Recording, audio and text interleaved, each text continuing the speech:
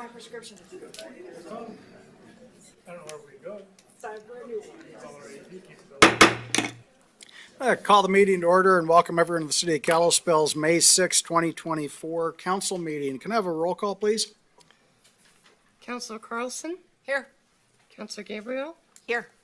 Councilor Graham, Councilor Dowd, Here. Councilor Dahlman, Here. Councilor Fisher, Councilor Hunter, Here. Councilor Nunnally, Here. Mayor Johnson. Here. Please rise for the Pledge of Allegiance. Councilor Nunnally? I Pledge allegiance to the flag of the United States of America and to the republic for which it stands, one nation, under God, indivisible, with liberty and justice for all.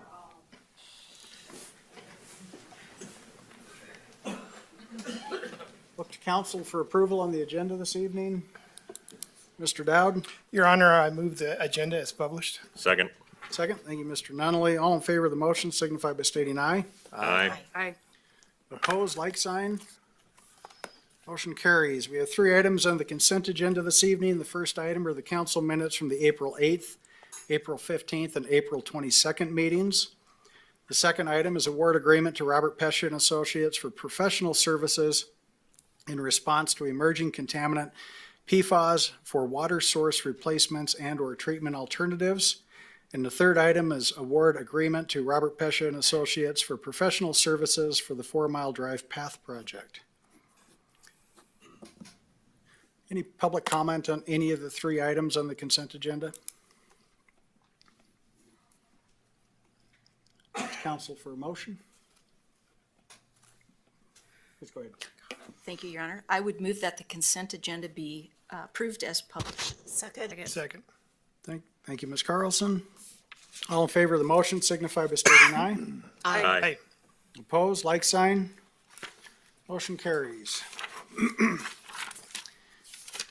Do not have a committee report this evening, so at this point in time, I'm going to open the meeting up for public comment on items that are not on the agenda this evening. Please step forward, state your name, and give us your commentary. Given the size and the occupancy in the room tonight, I'd request that we all try to respect the 3-minute limit, just so we can get through everybody's comment and we can finish things before we have to get Social Security. Good evening. My name is Rebecca Miller. I'm a resident here of Kalispell. I am the board chair of Valley Neighbors, and I'm pleased to address you tonight. We are a local nonprofit that assists immigrants here in the Valley. I want to talk to you tonight about our new neighbors and my friends. This weekend, I met with a family to help with some things. Unexpectedly, the mother went to the refrigerator and took out a beautifully wrapped fruit bouquet. As I looked at her gift, I thought about how different my experience of new immigrant neighbors is from how politicians talk about them. They try to tell us that new neighbors are a threat or here to take from us. But my experience is seeing an immigrant dad give food and clothing for a family who has nothing. My experience is receiving text messages from Venezuelans who saw the homeless in the streets, and they said, "How can I bring them some food?" My experience is of the immigrant mom who showed up at my house during a hard time with homemade soup and bread, or the immigrant couple who, when I was talking about fundraising challenges, said, "How can we help?" None of these people have a lot, but they have taught me something. They have taught me that there is always enough to share something. Our valley is going through a time of great change as we face housing crunches, labor shortages, and adjusting to things not being the way that they were before. Our human emotions about these things are normal and real. But the truth is, the valley, and especially Kalispell, are growing. This is going to happen whether humanitarian organizations support our populations in need or not. We have two paths before us. We can fight and blame, or we can rise to the challenge together. I'm not naive about the fact that not everyone in our community is here for good. Unfortunately, I met some of them in my email inbox and voicemails this weekend as they wished our organization less than the best. I was a little embarrassed for some of their behavior. But over the weekend, I heard from people who didn't believe the misinformation, didn't believe the toxic politics that they were seeing. Some had helped a new family in the past, or we met them in their church basement or community club, or they have immigrant friends. Some of them are just meeting us now and have been called to learn more and act. Through their messages of caring and financial gifts, I saw a community at our best, and I'm wrapping it up. Our population is growing, and that population includes immigrants. Through services, relationships, and connections with immigrants, that growth is going to happen. And that is going to happen in a healthier way when we have that connection. I invite you to use us as a resource to draw on our experience and knowledge, and to ask curious questions. Invite us to your church basement, your community club. We're happy to come and talk to anyone who approaches in good faith. And finally, I invite you to think about that new neighbor 2 doors down who speaks Spanish. Download Google Translate, go say hola, just bring a plate of cookies, and let the universal language of good food do the rest. You may meet some of the most incredible, resilient, hardworking, faith-centered, and courageous people you may ever meet in your life. Thank you very much for your attention. Thank you.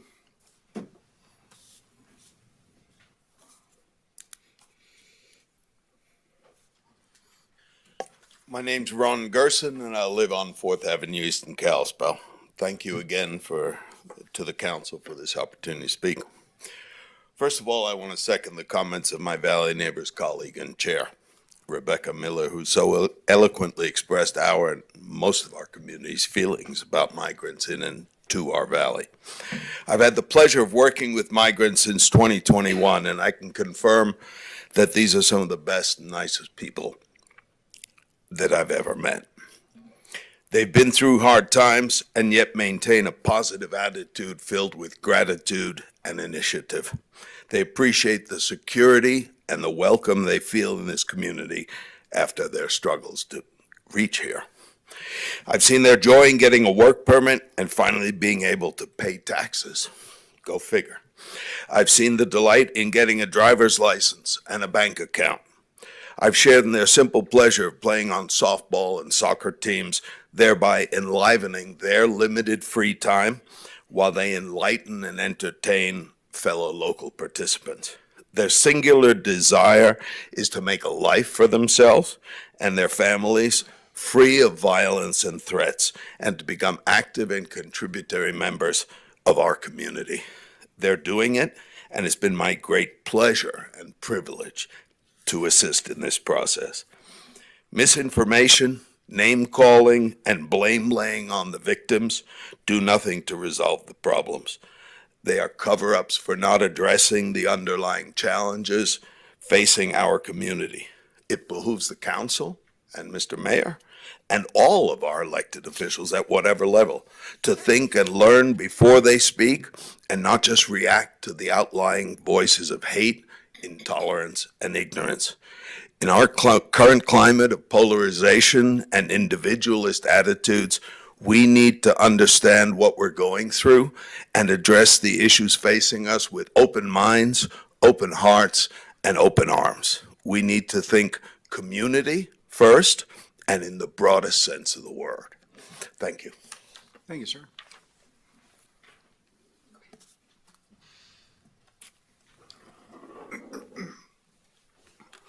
Hello, thank you so much for the time. My name is Mandy Greiner. I live in Kalispell, Montana on the east side. I choose not to disclose my personal address because I'm a single woman.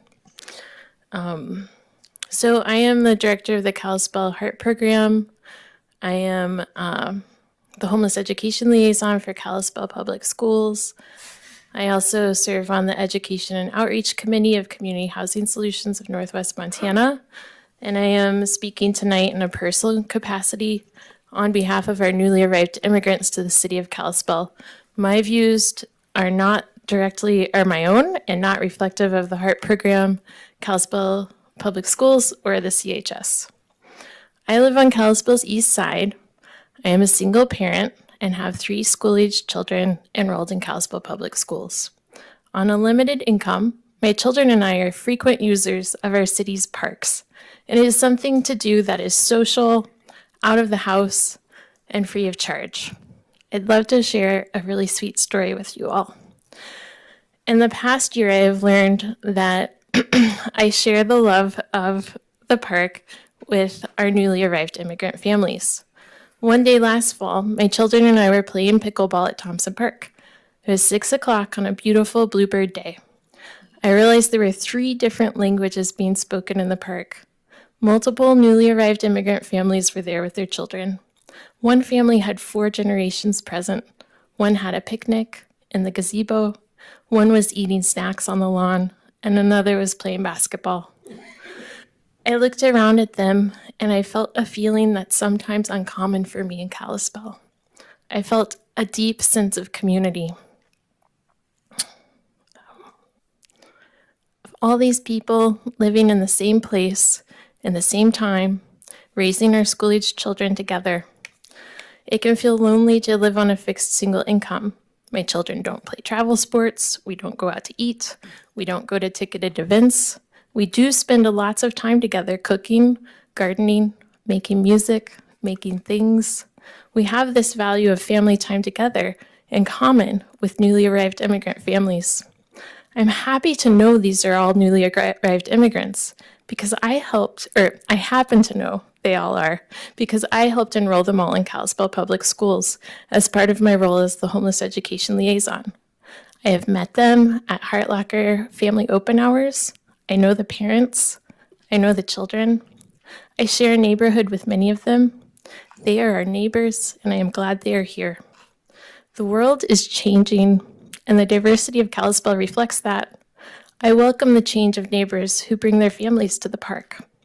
I welcome their laughter, sharing of food, the importance of connecting with family and friends, and meeting our neighbors. I welcome them sharing hallways with my children. I have seen our English language learners, ELL students, arrive with no English and speaking fluently the following year.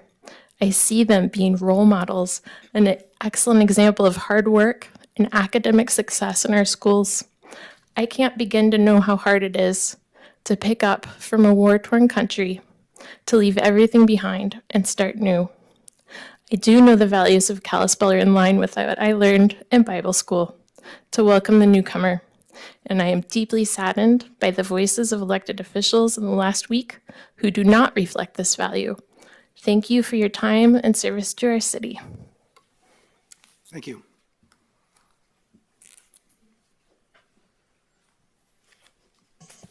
Hi, my name is Sheran Scow. My children are enrolled in Kalispell schools, and I'm not going to say my address. I work for an organization that's global and gathers stories around the world. I just got back from a not super exotic place, from Bowling Green, Kentucky. I was shocked when I was called to do stories there. I was even more shocked when I found what I found there. After 41 stories, after 4 days of 41 stories, I found a community that I wanted to live in. It's not a community too different from our Kalispell community. Hardworking people, kind of hardscrabble, and really God-fearing. And one of the things that I found over and over again in my interviews, not just with newcomers, not just with people that are new from coming, but the community's members who welcomed them overwhelmingly told me, this is what we believe. This is the base of our faith. This is who we've been called to be. People who welcome the stranger, people who give to those who need. And what they have found in return, after their entire community suffered a huge tornado right before Christmas 3 years ago, is a strong and thriving community, not a wiped out community. Economies grow when we invest in newcomers. If we don't invest in them, if we call them bad names, if we vilify them, they will become that. If we invest in newcomers, we invest in stronger communities, families that will give back, and families that will make Kalispell stronger for us. Thank you.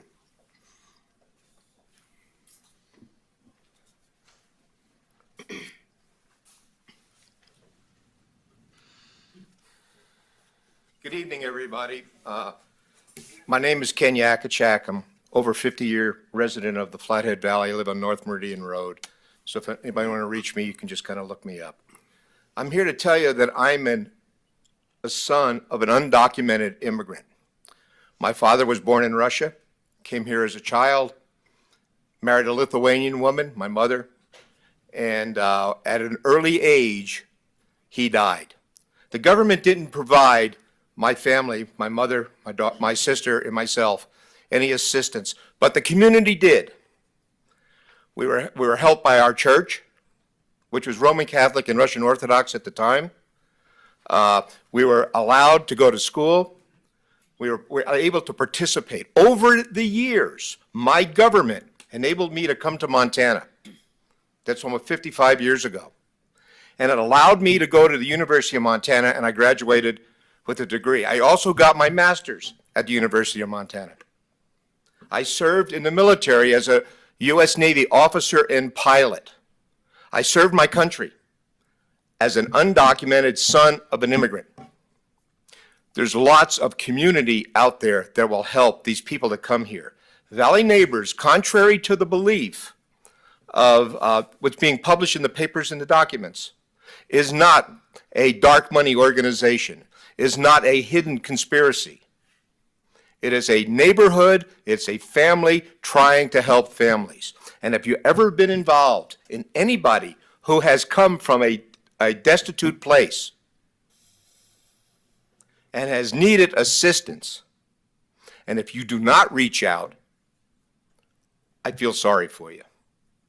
It's time to take back and give what we have here and we take for granted. Now, I'd have to say to my friends who have served in the military, thank you. For those who have not served their country, I feel sorry for you. Because serving the country is important. Serving your community is even more important. It's important because we're a family, not only among ourselves, but to the newcomers that come here. I'd have to say that the people living on the gravel bars up at Blankenship Bridge are not family. We here tonight are all family. Please disregard what's being published in the papers. Disregard our community representatives that cite innuendo and conspiracy theories in order to support their candidacy or their base. We're a family. Always remember that first. And I think you'll find great love and gratitude among everybody here in the community. Thank you. Thank you.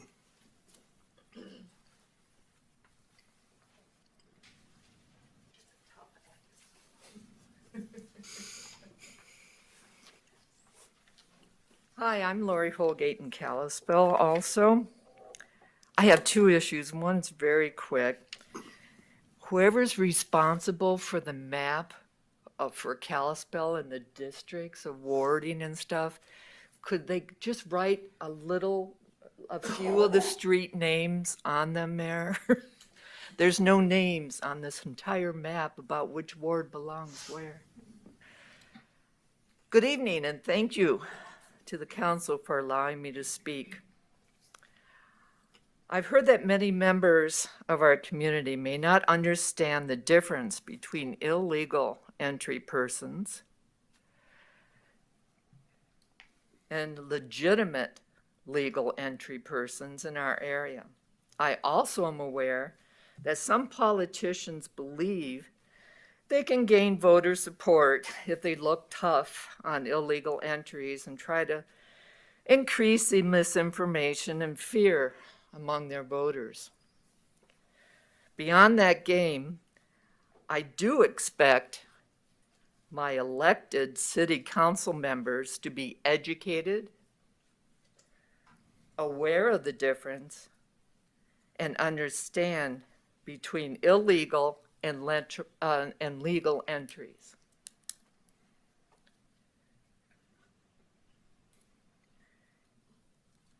I also believe my city council to honor the laws of our country and the intent of those laws surrounding any legal entry. The legally entered families I have met are kind, sincere, grateful. They think they've come to a very Christian-like city, and do not deserve a mindless witch hunt that some politicians are trying to create for their personal gain. Thank you for your time, and again, don't forget the labels on the map.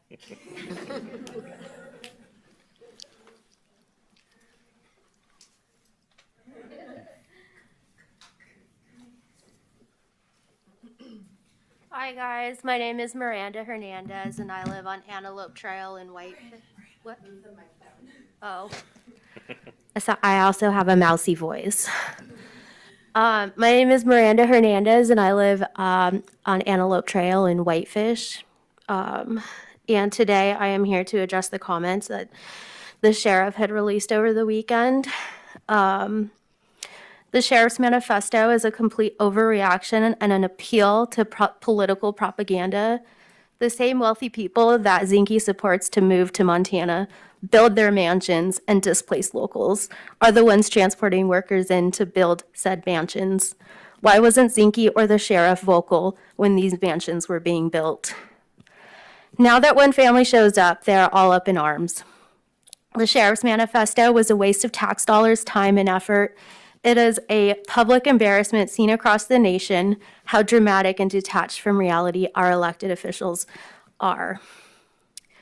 I would also like to add that the problem isn't migrants coming in, it's the people who hoard wealth and don't help their neighbors.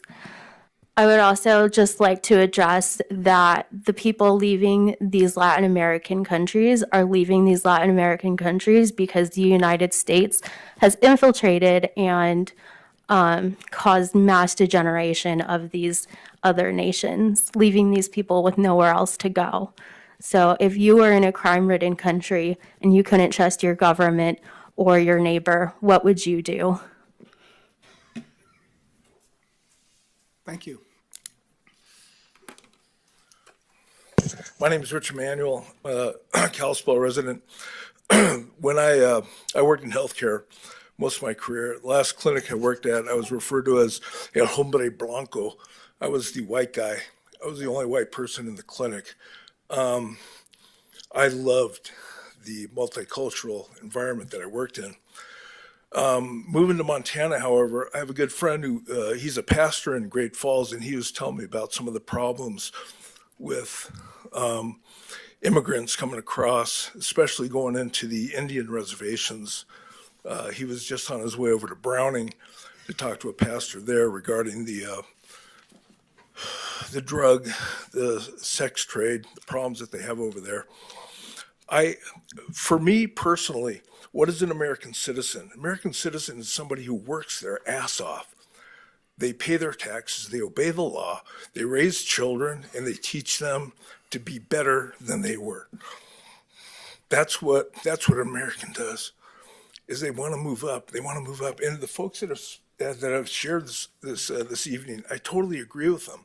The problem is, how do you tell what's an American citizen coming across the border? Because there's a lot of people that I've met who are from Central America, Mexico, South America, who to me are more American than some of the people who've been here for generations, who just want to feed off the government's teat. These are good people. They're hardworking people. The problem is, how do you vet? How do you tell the people that are pouring across the border who is here to become an American and who is here to be a terrorist? Who is here to destroy our country? I don't know. I don't have the answer. What do we do? I mean, Montana is a great state, and we are good to people. You know, if you come here and you do your job and you work hard, you're accepted.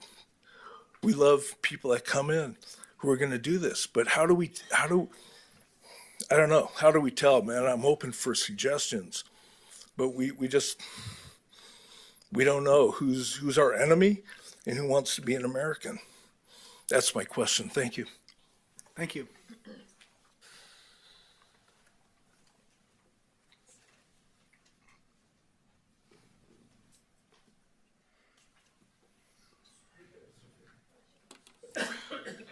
My name is Lois Wagner, and I live on Lawrence Lane in Kalispell.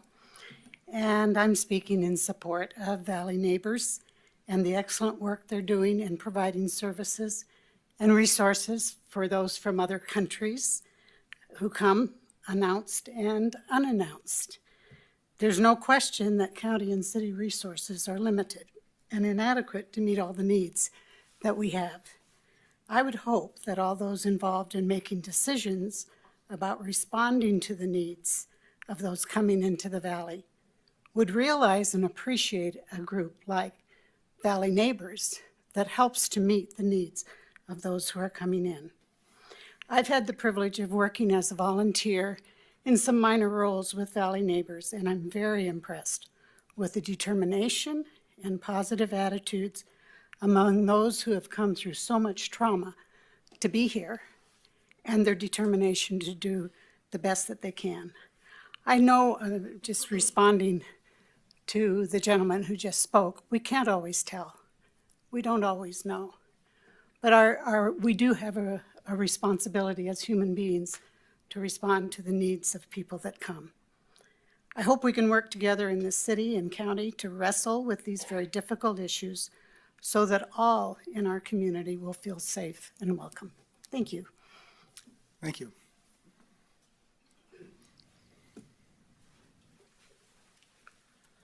My name is Rosemary McKinnon. I'm a resident of Kalispell. I appreciate the opportunity to speak today on behalf of Valley Neighbors. I am an immigrant. I came here as a young woman, married and to an American citizen, so I've had an easy path. And I have to tell you, even when you have an easy path, it's not that easy. You know, you're lonely, you don't know people, you're not grounded in community, and it can be an intense struggle. And it was for me, and I was depressed in my first year particularly. By the time I got to Kalispell, which is over 30 years ago, I was thrilled to be part of this community. It was warm, it was accepting, and my only criticism of it was that there wasn't much diversity. It was a pretty bland, lovely, white community, and I thought it could be enlivened greatly if other people could be welcomed into this community. So when Valley Neighbors got started some years ago, I was interested. I haven't worked very closely with them, but I have in recent weeks become involved with a particular family. And I am always impressed with the graciousness, the warmth, the generosity of the community here at its best, when it really is and shows itself to be a Christian community. And that means Christian in the widest sense because, of course, these refugees aren't necessarily Christians themselves, and they are upholding their own very strong and important values that are actually not that different from our own heritage as Christian people. So I want to commend to you, I was drawn here because I was appalled by the polarization that was taking place, and I want to commend Valley Neighbors and other groups that support these people who want so badly to have roots and be part of a community. Thank you. Thank you.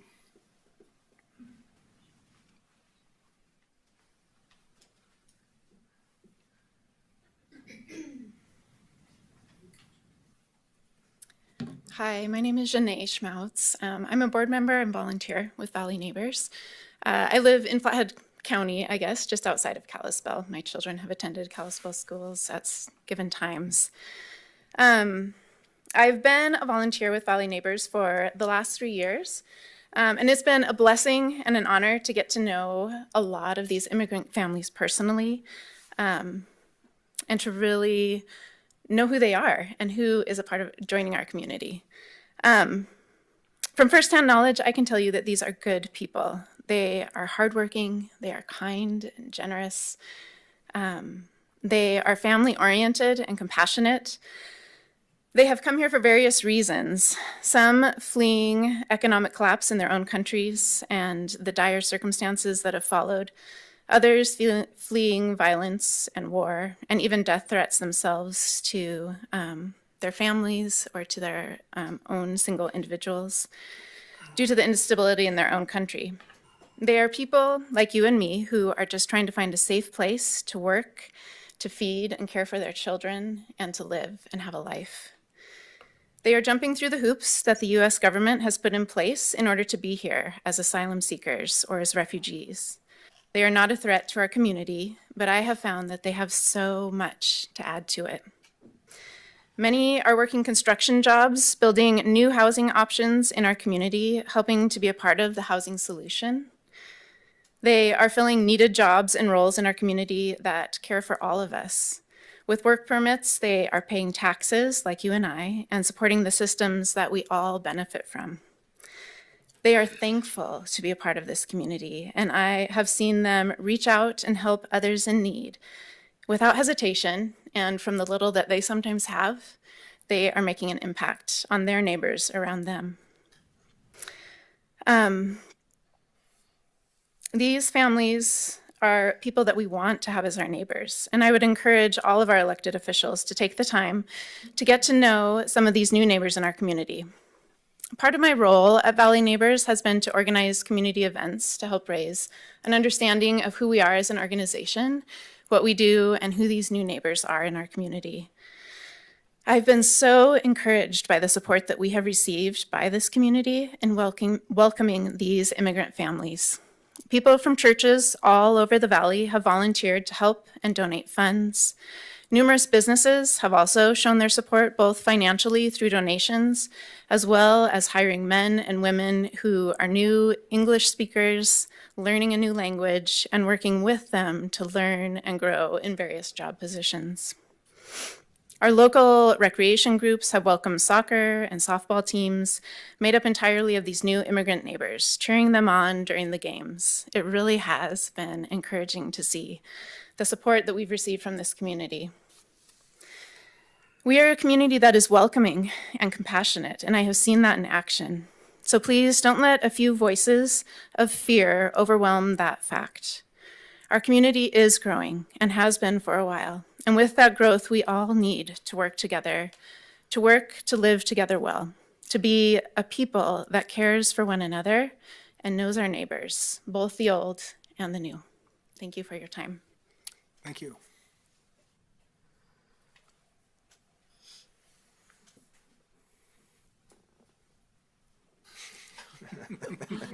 Walter knows. Hi, Walter Roundtree, 22 Fifth Avenue East. So I had a very powerful speech planned, but I realized it's going to fall completely flat if it was not preceded by a lot of hateful rhetoric, which I haven't heard tonight, so darn it. All right, council, get ready for a hard left turn into a different subject. I'm going to talk about PFAS. So I'm the kind of guy who reads scientific articles, and about 3 months ago don't quote me on this, but I think it was published in Environmental Toxicology, a Dutch study that looked at very large numbers of people and broke them down by sex group, age group, profession, economic standing. And the group that had a dramatically lower PFAS level in their bloodstream was women of reproductive age who had had several children. Is anyone on the council educated in the biological sciences? Anyone? There's one. Jessica, why do you suppose women who have had several children have dramatically lower PFAS levels in their blood? Oh, gosh. Of course, you put me on the spot. So this one's pretty obvious. It's because PFAS preferentially enter the placenta and enter the fetus. When you have a child, your body excretes PFAS into the fetus. So let's remember that when we think about what we're going to do about our water. Thank you. Thank you. Thank you, sir.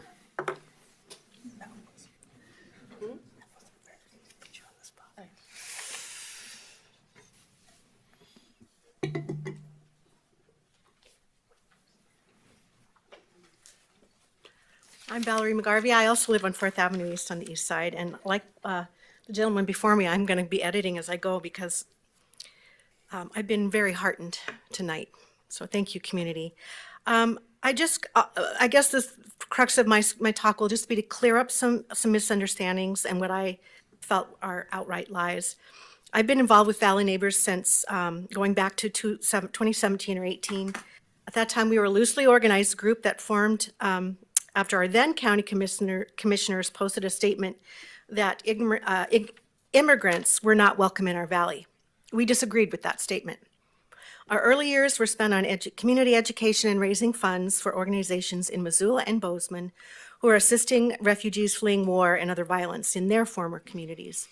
Around 2020 or 21, we became official, as we used to say, and we became a nonprofit. I filled out that form myself, sent it in, filing both the correct forms for both the state of Montana and for federal recognition. All forms have been approved by the state and federal government.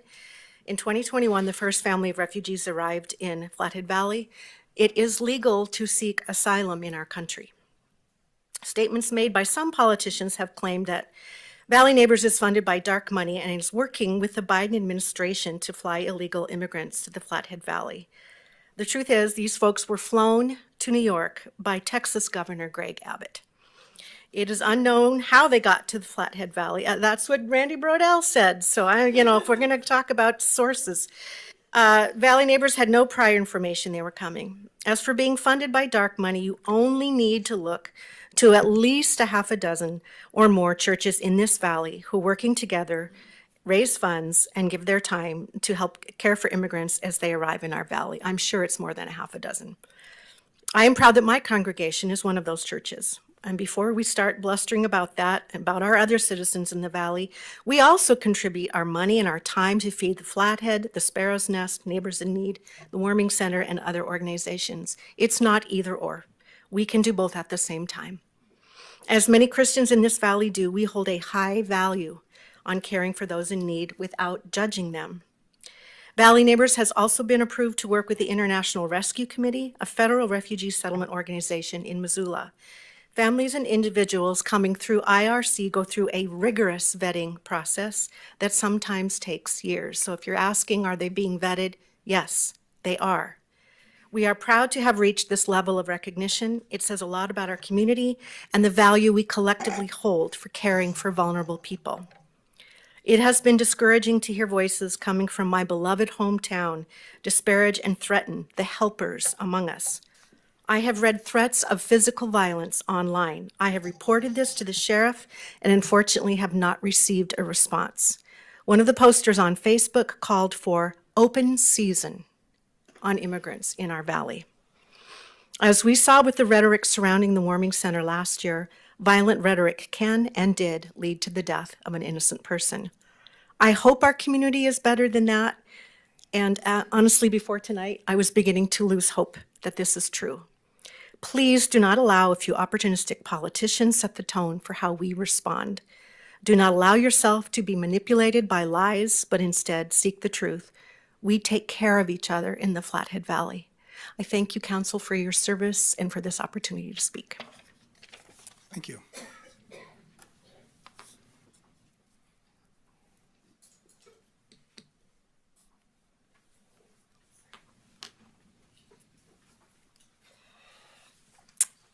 Hi, I'm Kitty Nelson. I live on Liberty Street in Kalispell. I keep hearing about these immigrants. Well, what I read from the Sheriff's Department, what Brian wrote, was illegal. I'm all for legal immigration, but the illegal immigration needs to stop. And if they're in the valley, they need to be removed. They're criminals. They came here under a criminal act to get here.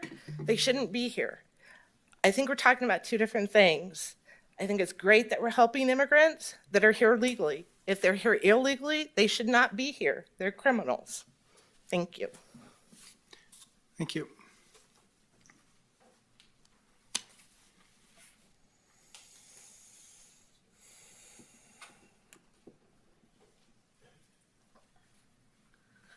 My name is Mallory Phillips, and I live in Whitefish.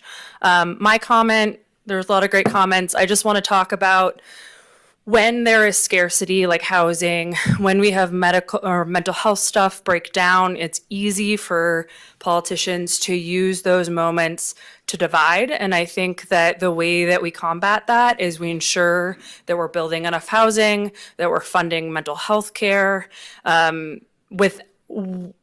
If we do those things, there's less opportunity for people to get riled up and try to blame people they've deemed outsiders. So I just think it's really important in the general public and on council that we make policy decisions that help create abundance so that people are not living on the streets, living paycheck to paycheck, so that they're less likely to say those more hurtful and fascist things. Thank you.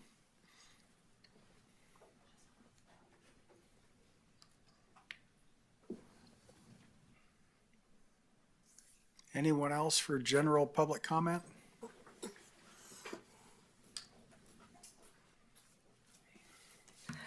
I feel like mine is also not going to hit as much without the hateful rhetoric, but we'll get there.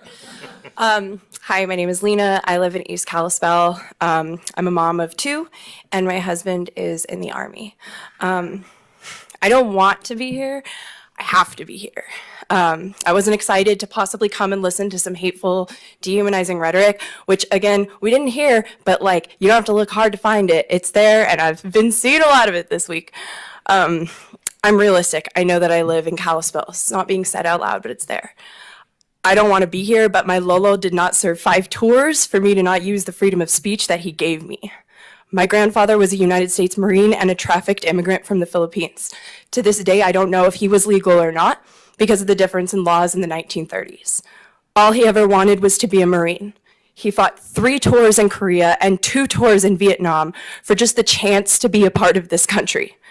He believed in the American dream and he achieved his greatest dream. He's buried in a military cemetery. My grandfather gave up 3 languages and a nation to be part of the United States. And he would have died for any one of you in this room, whether you hated him or not. When you think of immigrants, I hope you think of people like my grandfather, rather than letting the loud voice of hate drown out his and so many other sacrifices. When you think of those of us helping these families, I hope you ask us how you can help, because I'm not getting a check from Joe Biden to reimburse me for these meals that I'm making. I don't want one. My grandfather was also a God-fearing Catholic, and he taught me to do right by my community. In this supposedly Christian town, I would say, if you have issues with the charity that others are doing, take it to God, because that sounds like a problem with the devil in you. Thank you. Thank you.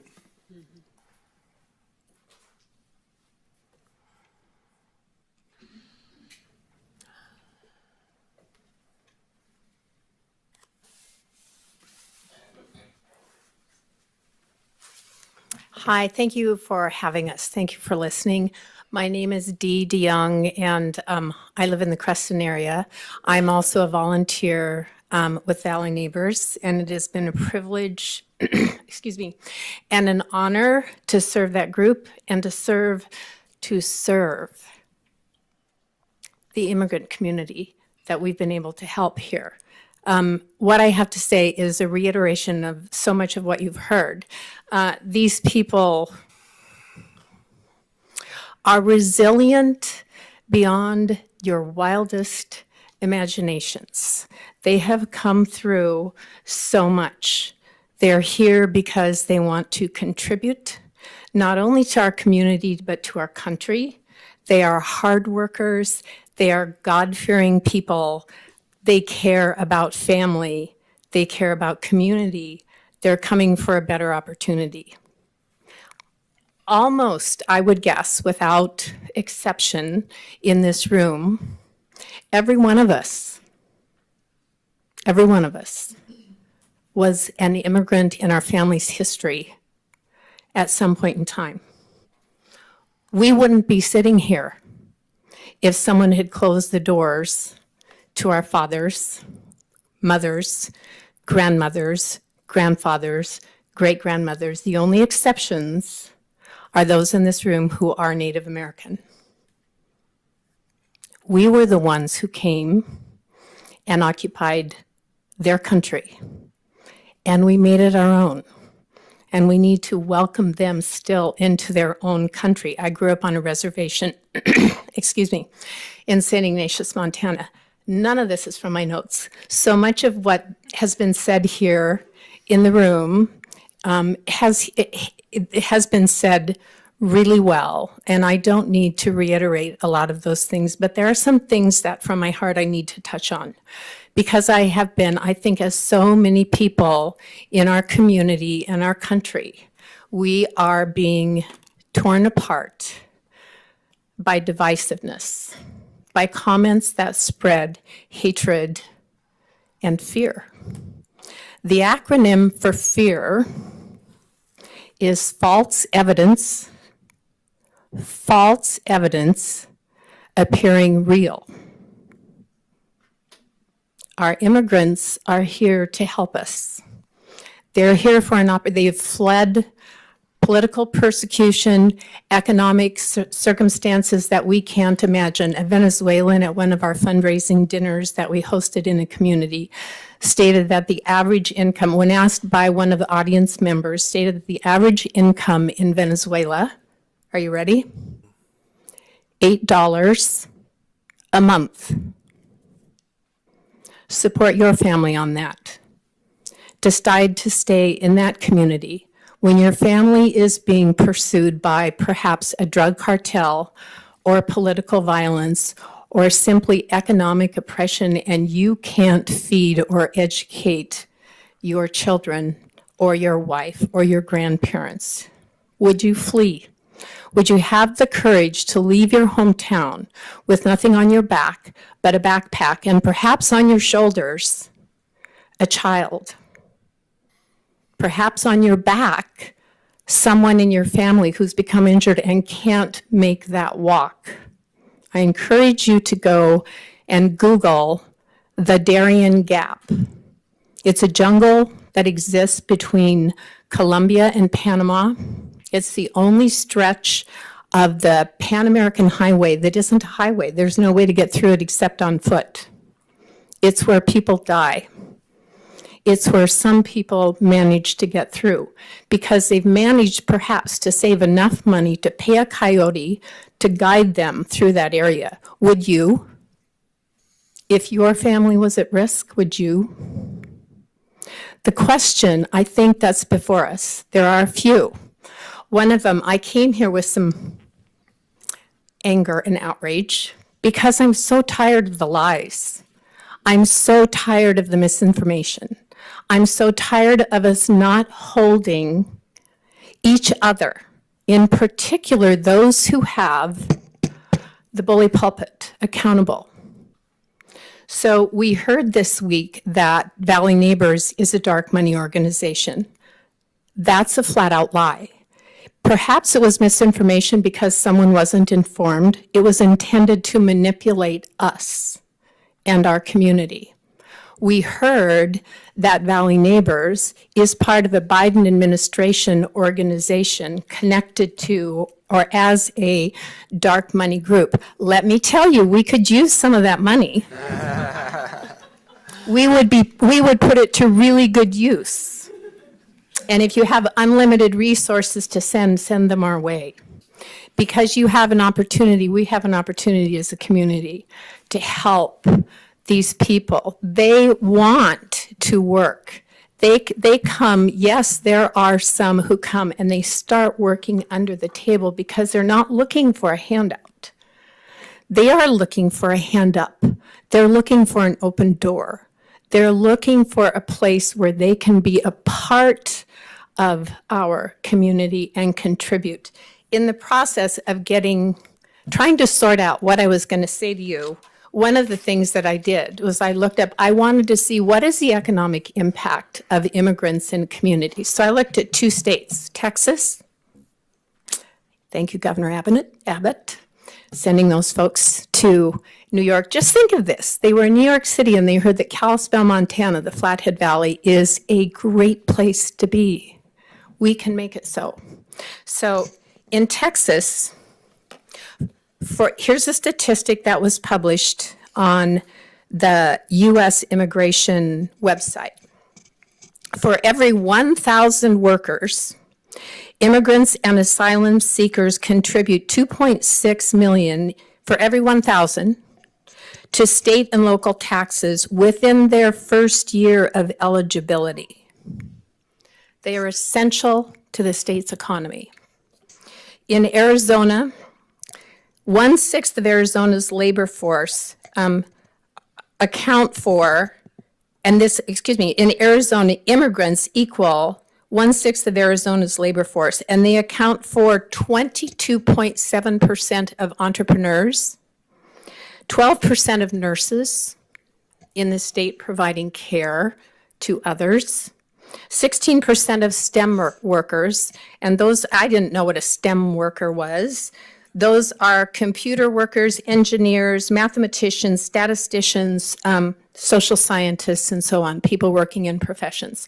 And I don't have the statistic for the percentage that they provide in the field, growing and harvesting crops that sit on our tables that we so conveniently go to the market to purchase.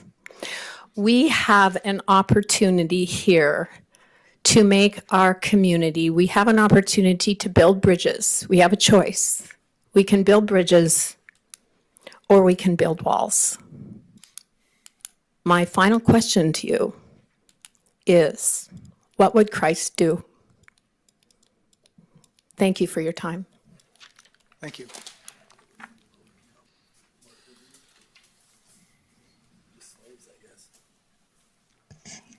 Good evening. I'm Ming Munzing, and I live 213 Tronstad Road in Kalispell. I want to, excuse me, thank you for the opportunity to speak, and thank you for your service, all of you. And I really stand here tonight to emphasize really the crucial role that legal immigrants play in every community.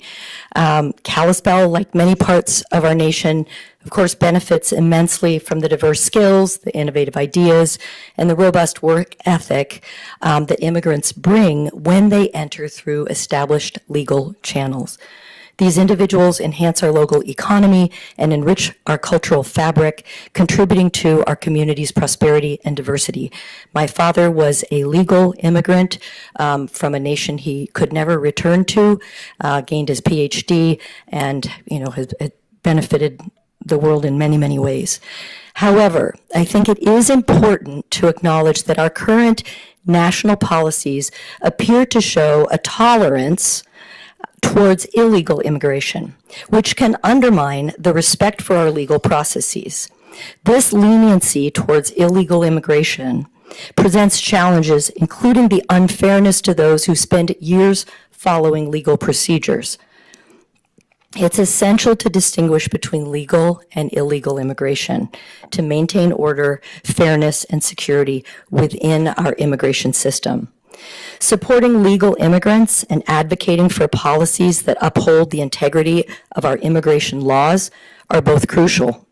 We must continue to welcome those who come through legal channels and integrate them into the fabric of our community, while also advocating for a clear and respected legal pathway. Thank you for considering the importance of supporting legal immigrants and the need for policies that respect our legal frameworks, ensuring that all who come here do so in a way that maintains safety and order in our community. Thank you very much. Thank you.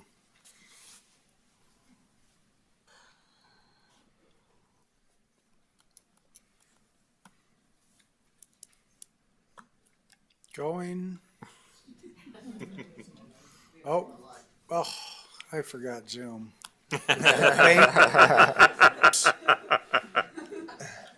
Okay.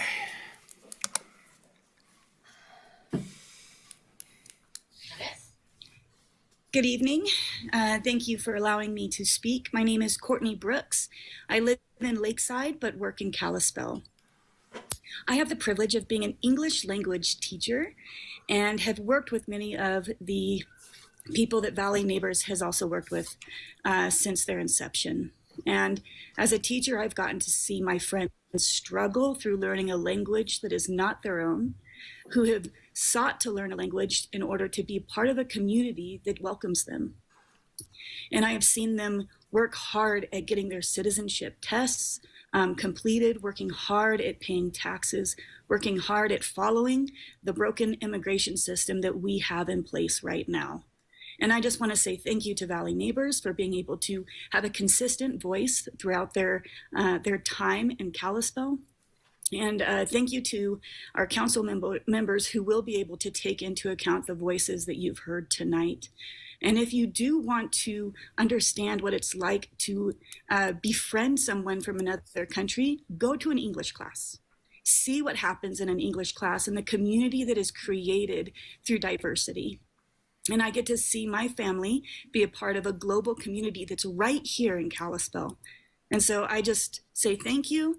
And if you have questions, then please look for English classes around the valley because they exist. Thank you very much. Thank you. One more.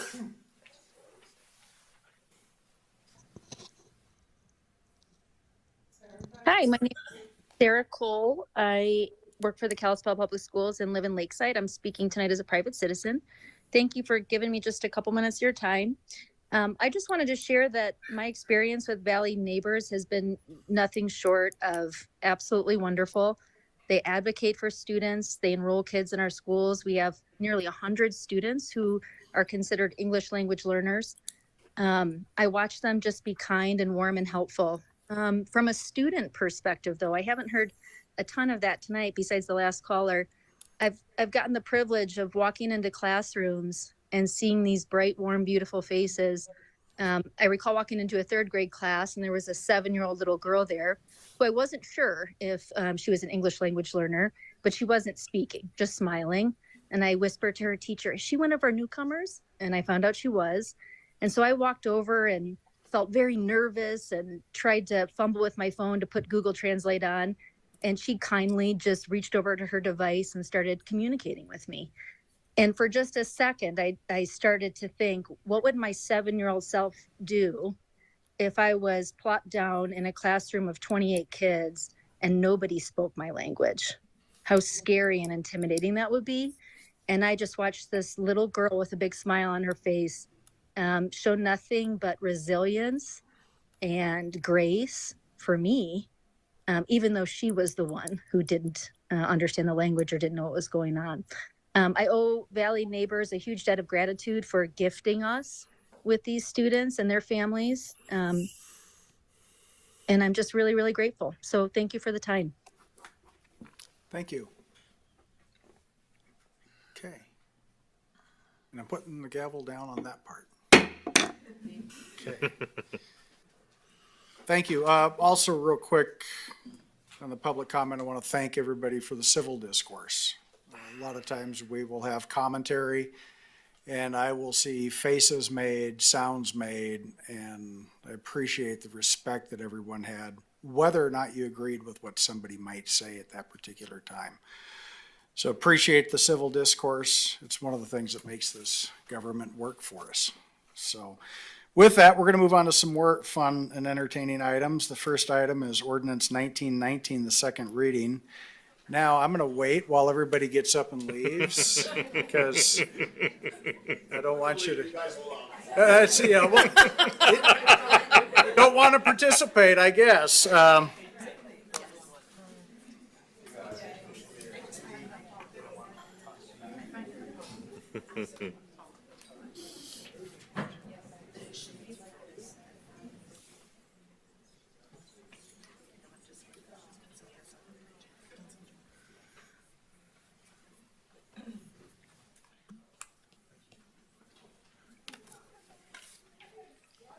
Okay, ordinance 1919, this is the second reading, changes to chapter 24 sidewalks. This item considers amendments to Kalispell's municipal code, chapter 20.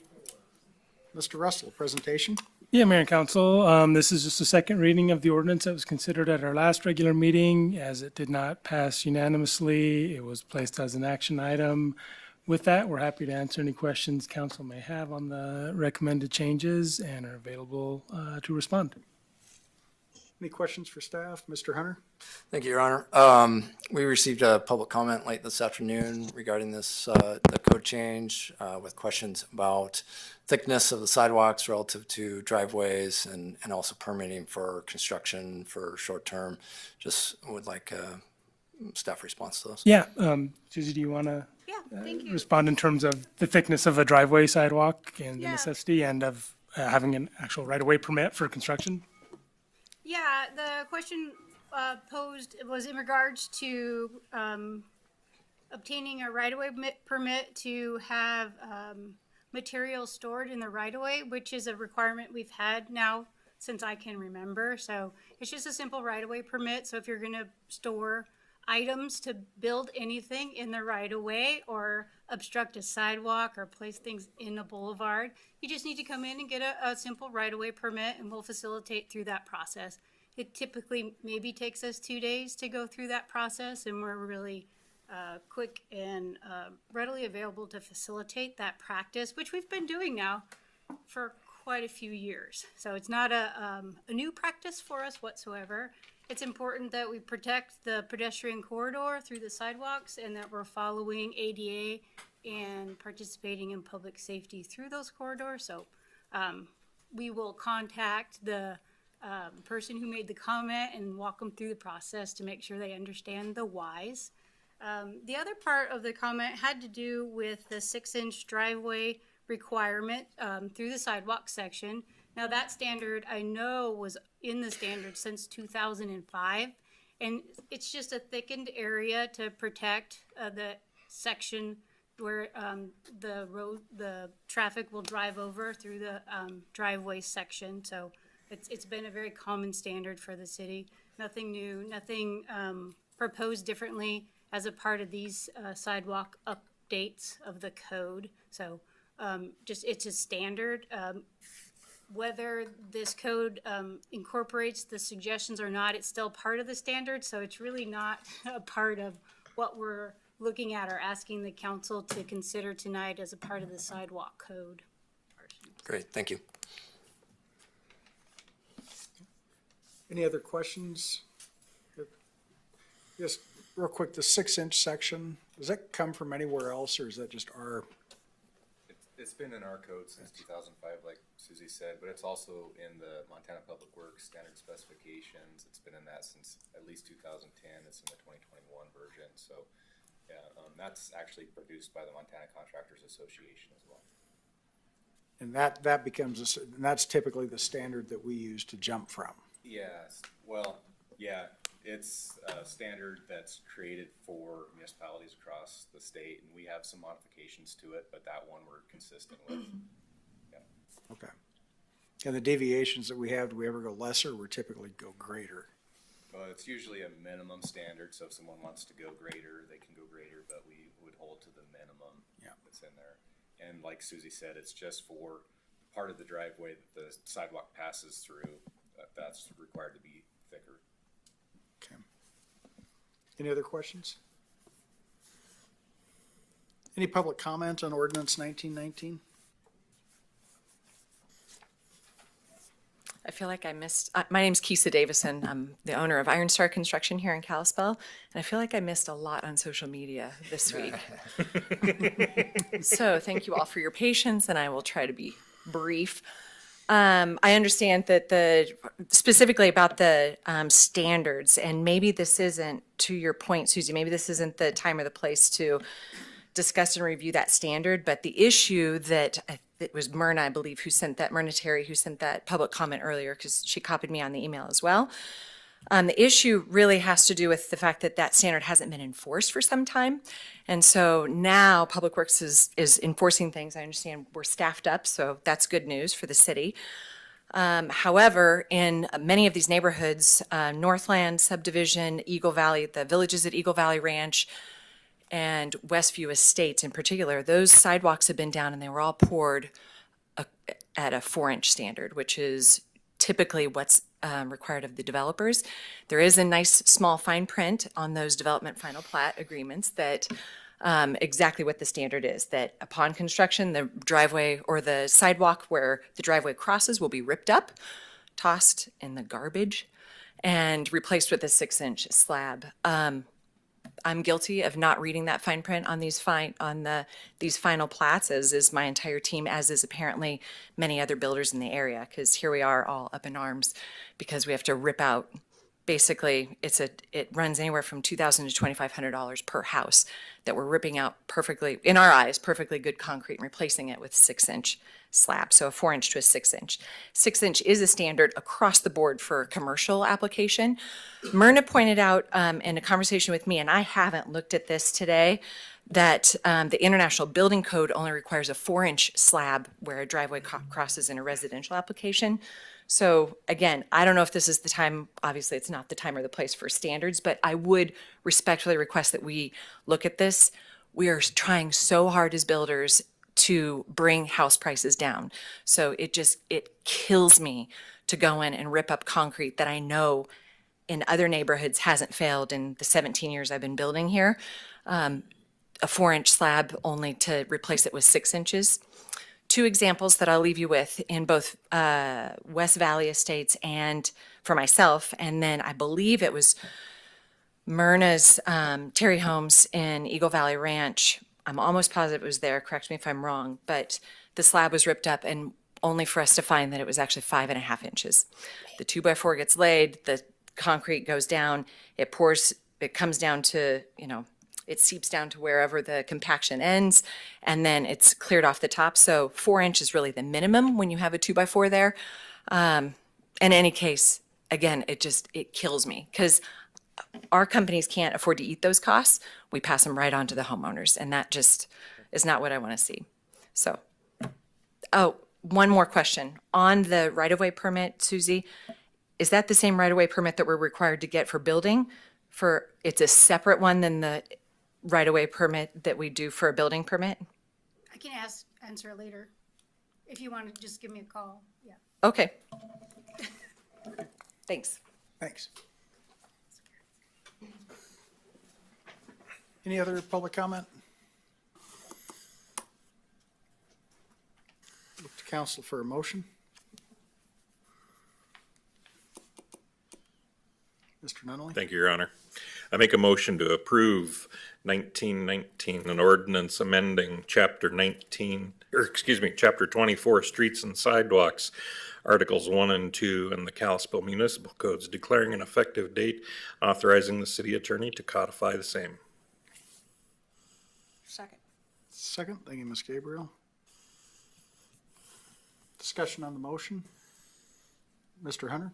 Thank you, Your Honor. This is the second reading. Was the one who voted against this the first reading, and the reason for that, just a quick summary, not to go over it all again, but there is a portion of this code update that is kind of allowing us to proceed more efficiently with assessing properties for the 50-50 payment of sidewalks that need replacement. And I don't like the disparity between repairing streets and water sewer lines, stuff in the public right of way, and sidewalks, which are very much public property in the public way and an incredible, important part of our transportation network. So I think it should be treated the same as our street system. So for that reason, I'm not supporting the update. Okay. Other discussion? The only thing, Mr. Hunter, the disparity that we look at too, though, with the sidewalks in the street, we do have a street assessment. It's largely for the streets. It just doesn't incorporate. We've never built that into the budget. Right. So the alternative is to increase that assessment to also incorporate sidewalks at that additional cost. Which I support, yes. So, I think the only thing that I look at is I understand the public comment. I mean, as a builder in the past, and I understand the staff position with the 6-inch, but I'm also looking at discrepancy, and I'd like to look at that IBC, because we do adopt the IBC, but then we also have these other standards. And, maybe what I'd like to do is move ahead with this, but find a way to work to say what is workable. Is there something we can look at going forward? looking at the IBC versus what's happening here, what's been the real world experience, because I'm pretty sure the sidewalk in front of my house is 4 inches. I don't drive a long bed dually heavy diesel truck either. You guys laugh at what I drive. But I think it's one of those things, it definitely warrants discussion, working with, but we do put out a lot of these things requesting participation from engineers, developers in the past, and we've received no comment. So when we do get comment, I'd like to at least respond to that and see, is there a way to, so I'd be supportive of passing this as long as we look at some of these things going forward, and Keith and Susie, you've been more than open to do that in the past, so I'd like to see that process. So. Any other discussion on the motion? Have a roll call vote. Counselor Carlson? Aye. Counselor Gabriel? Aye. Counselor Dowd? Aye. Counselor Dahlman? Aye. Councilman Hunter? No. Counselor Nunley? Aye. Mayor Johnson? Aye. Next item, City versus R Porch Construction et al. Settlement Agreement. This item considers approval of a settlement agreement with Porch Construction. Mr. Russell? Yeah, Mayor and Council, as identified in the memorandum, we had a lien placed on city property, again, related to a project we had nothing to do with, other than we are the landowners of it. And by state law, it is against, it's against state law to place a lien on government property. And so we filed for declaratory judgment, received favorable summary judgment with that. And then that was appealed to the Supreme Court. And as part of that process, our city attorney made contact with the other attorney and said, really, what are we going for? And realized it wasn't really against the city they were looking at. So it came to some terms for a settlement agreement that removes us from it. And I'll just turn it over to our city attorney, John April, for just kind of an update on what this means and what it looks like, and with our recommendation for adopting the settlement agreement to basically take us out of a Supreme Court appeal. Thanks, Doug. So you have the settlement agreement in front of you. The meat of it is really in paragraph 5. Essentially, what we're looking at with our Porch Construction is that they would release their lien on the city's interest in the airport property. What they're looking at maintaining is their lien against the leasehold interest that they have with Diablo there. So what this agreement does for the city is it avoids an appeal. It keeps our interest without a lien on it, wraps up litigation that could go on for who knows how long. But what we give up in this and what we have negotiated is that the city won't have anything to do with that action between Diablo and our Porch Construction, and that we won't terminate our master lease with KAA for the reason that there is this lien litigation going on. And with that, I'm happy to answer any questions you might have. Any questions, Mr. Hunter? Yeah, thank you, Your Honor. Mr. Russell, I know I brought this up when we had a conversation. You answered this question, but just for the public record, I know that there was involvement in terms of the city enforcing its rules, its code on some of the construction work, and that's partly what's involved here, that nothing in the agreement prevents us from continuing to enforce the code at this location in terms of construction. That would be correct. Yep, the only thing we wouldn't do is terminate the lease with the Users Association because this property has a lien on the improvements, is really it. Everything else is still standard operation. Correct me if I'm wrong on. Nope, that's correct. Great, thank you. Any other questions?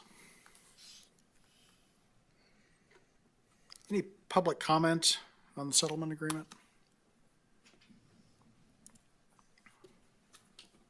To council for a motion? Ms. Gabriel? Thank you, Your Honor. I would move to approve and authorize the city manager to execute the settlement agreement. Second. Thank you, Ms. Carlson. Discussion on the motion?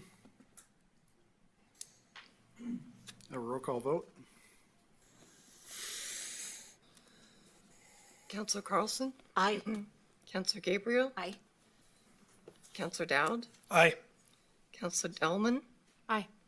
Counselor Hunter? Aye. Counselor Nunley? Aye. Mayor Johnson? Aye. Motion carries. Next item is, forgive me if I butcher the name, Radosevich Annexation and Zoning. This item considers annexation and zoning of RA1 residential apartment for property located at 255 3 Mile Drive. There's two items related to this. The first item is Resolution 6192, which would be the annexation question, followed by Ordinance 1920, which would be the first reading on the zoning. Look to ask for is a staff presentation on both items. Then we'll have questions on both items and public comment on both items since they are intertwined. And then we'll move forward from there in like order. Mr. Russell? Hey, Mayor and Council, I'll turn it over to our senior planner, PJ Sorensen, to provide the staff report. All right, thank you, Mayor, Council. Cindy and Stephen Radosevich have submitted an application for annexation and initial zoning of RA1, which is residential apartment for property located at 255 3 Mile Drive, which is at the northwest corner of 3 Mile Drive and North Riding Road. It's about a third of an acre in size. The annexation would allow the property to connect to city sanitary sewer. The current drain field extends into the adjoining property, off into this area to the north. And that was part of excess land from the bypass project. The land was sold at auction and now has preliminary plat approval, which will necessitate abandoning the drain field and then connecting to city sewer. They may add an accessory dwelling unit to the property, but otherwise not have any plans to redevelop the property at this time. In terms of utilities, there's water and sewer in 3 Mile. There's water in North Riding Road. Right now, sewer comes to an end about here, but that would be extended down to the property as part of that plat for that subdivision. So there'd actually be two different opportunities for connections to the city sewer. This is a shot of the property looking to the south. It's currently zoned SAG 10, and again, in the proposal would be to take it to RA1. It is adjacent to the city limits. It's technically wholly surrounded. It's not shown on here, but the right-of-way on both sides was annexed in. City RA1 to the east, City RA1 to the south, and City R3 to the north. The growth policy shows it as urban residential, which supports R3, R4, and RA1 zoning at 4 to 12 units per acre. It's located entirely inside the annexation boundary. We did receive one comment at the public hearing. With that, the Kalispell City Planning Commission adopted staff report KA 2402 as findings of fact and recommended that the Kalispell City Council annex the property with an initial zoning designation of RA1 residential apartment, and be happy to answer any questions. Any questions for staff?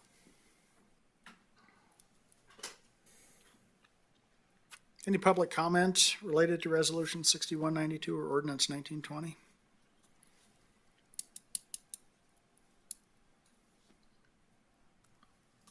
Okay, look to council for a motion on the resolution. Mr. Hunter?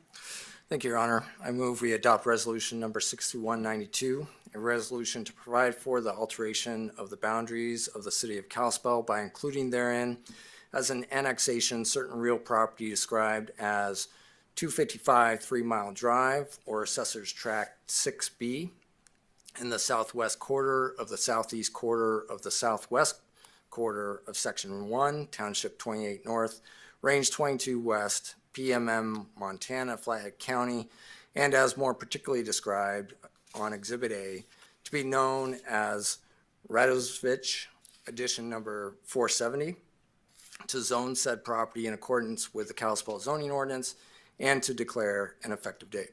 Second. Second, thank you, Ms. Gabriel. Any discussion on the motion? I have a roll call vote. Counselor Carlson? Aye. Counselor Gabriel? Aye. Counselor Dowd? Aye. Counselor Delman? Aye. Counselor Hunter? Aye. Counselor Nunley? Aye. Mayor Johnson? Aye, motion carries. Next item is Ordinance 1920. Motion? Mr. Hunter? I move we adopt ordinance number 1920, an ordinance to amend section 27.02.010 official zoning map, City of Kalispell zoning ordinance, ordinance number 1677, by zoning certain real property described as Assessor's Tract 6B in the southwest quarter of the southeast quarter of the southwest quarter of Section 1, Township 28 North, Range 22 West, PMM, Montana, Flathead County, previously zoned County SAG 10, suburban agriculture, to City RA1 residential apartment in accordance with the Kalispell Growth Policy Planet 2035, and to provide an effective date. Second. Second, thank you, Mr. Nunley. Discussion on the motion? No? Can I have a roll call vote? Counselor Carlson? Aye. Counselor Gabriel? Aye. Counselor Dowd? Aye. Counselor Dahlman? Aye. Counselor Fisher? Oops, sorry, Hunter? Aye, sorry. Mr. Hunter? Yeah, aye. Counselor Nunley? Aye. Mayor Johnson? Aye, motion carries.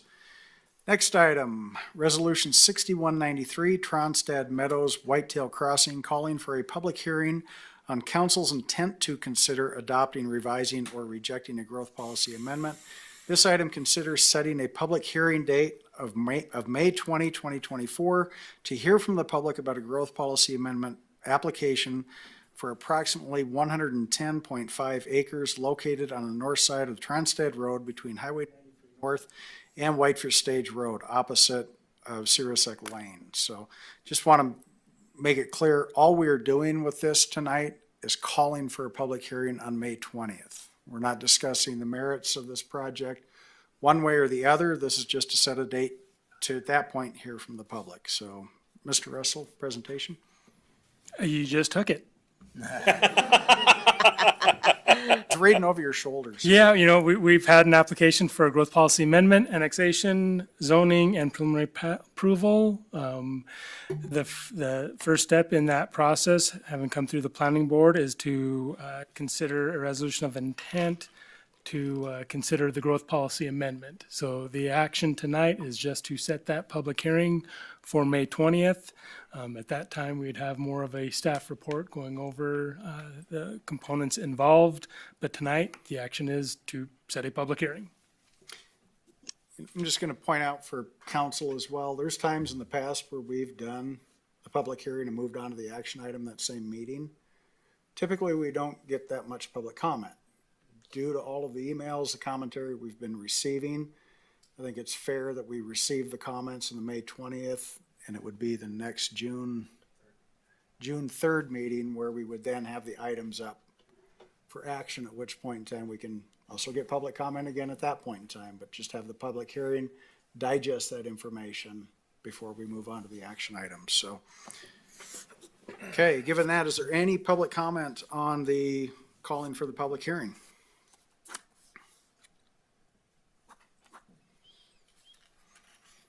Seeing none, council for a motion.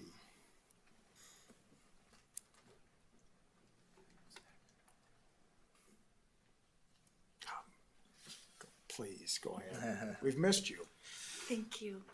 I move resolution 6193, a resolution of intention to adopt, revise, or reject a proposed amendment to the Kalispell Growth Policy Planet 2035 to amend the designation of property described as parcel 2A of Certificate of Survey number 21853 located in section 18 Township 29 North, Range 21 West, PMM, Flathead County, Montana, and to call for a public hearing. Second. Second. Thank you, Ms. Carlson. Any discussion on the motion? Mr. Dowd? Thank you, Your Honor. I appreciate that. I perceive that there might be a whole bunch of people here that came to give public comment on this specific project. I apologize that the word wasn't obvious enough to let you know that we're just calling for a public hearing here tonight. We do hope that you come back and give your public comment at the time that we hold the public hearing. And if you can't make that meeting, or if you'd like to give your public comment early, you can reach us via email or phone. Thank you. Thank you, Mr. Dowd. Any other discussion? Ms. Dahlman? I second that. I would love to see y'all back here on May 20th. So please come. Okay. Any other discussion on the motion? Have a roll call vote? Counselor Carlson? Aye. Counselor Gabriel? Aye. Counselor Dowd? Aye. Counselor Dahlman? Aye. Counselor Hunter? Aye. Counselor Nunley? Aye. Mayor Johnson? Aye, motion carries. Next item, Resolution 6194. Street, well, I'll let everyone kind of wander out. They're a little louder than the last group was. Thank you for coming. We'll see you in a couple weeks. Oh, yeah. Thanks for being here. You got to enjoy some of a good council meeting. Oh, yeah.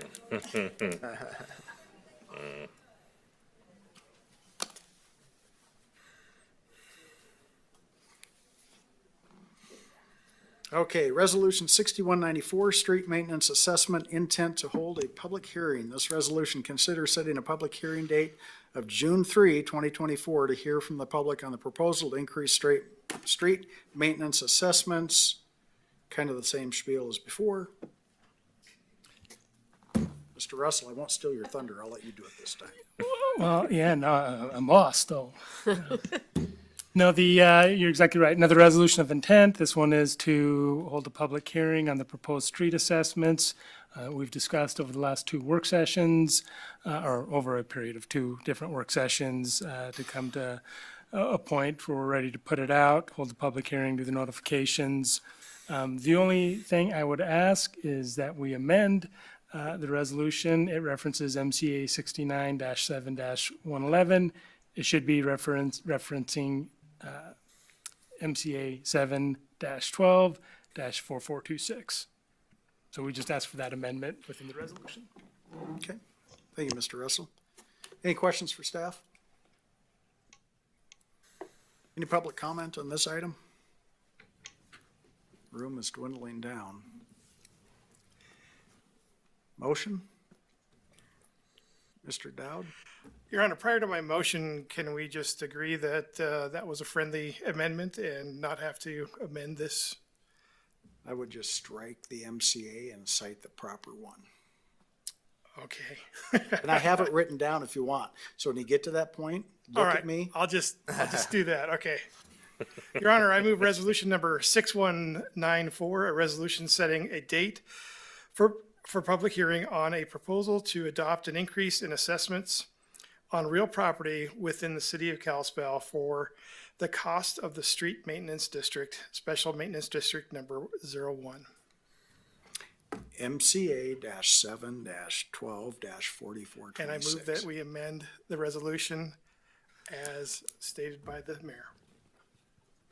Okay. Second. Second, thank you, Mr. Hunter. Does that suffice? Works for me. Might have learned something after 10 years. So I have motion second. Any discussion on the motion? Have a roll call vote? Counselor Carlson? Aye. Counselor Gabriel? Aye. Counselor Dowd? Aye. Counselor Dahlman? Aye. Counselor Hunter? Aye. Counselor Nunley? Aye. Mayor Johnson? Aye, motion carries. God, you're gonna miss me when I'm gone. Resolution 6195, Montana Opioid Abatement Trust Local Governance Memorandum of Understanding. This item considers authorizing the city manager to sign an understanding with Flathead County for the Regional Abatement Review Governance Structure. You're gonna tell us in English what we're doing?